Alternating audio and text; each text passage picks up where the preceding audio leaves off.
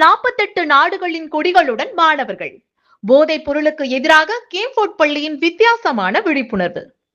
கோவையில் உள்ள கேம்போர்ட் சர்வதேச பள்ளி சார்பில் விளையாட்டின் மூலம் இளைஞர்களுக்கிடையே போதைப் பொருள் ஒழிப்பு விழிப்புணர்வை ஏற்படுத்தும் நோக்கில் சிறப்பு நிகழ்ச்சி நடைபெற்றது. FIFA உலகக்கோப்பை 2026 போட்டியை முன்னிட்டு பள்ளி வளாகத்தில் 10 அடி உயர பிரம்மாண்ட கால்பந்து அமைப்பு நிறுவப்பட்டது.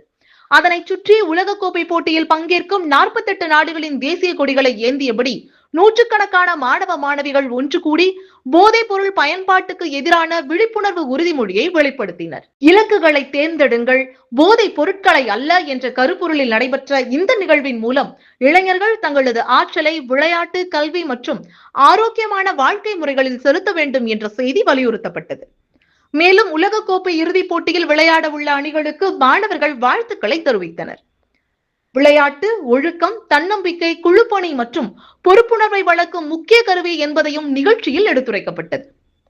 நிகழ்ச்சியில் கேம்போர்ட் சர்வதேச பள்ளியின் தலைவர் என் அருள் ரமேஷ் மற்றும் தாளாளர் பூங்கோதை அருள் ரமேஷ் ஆகியோர் பங்கேற்று இளைஞர்கள் உயரிய இலக்குகளுடன் வாழ வேண்டும் என்றும் போதைப் பொருள் துஷ்பிரயோகத்தின் அபாயங்கள் குறித்து விழிப்புணர்வுடன் இருக்க வேண்டியதன் அவசியத்தையும் வலியுறுத்தினர்.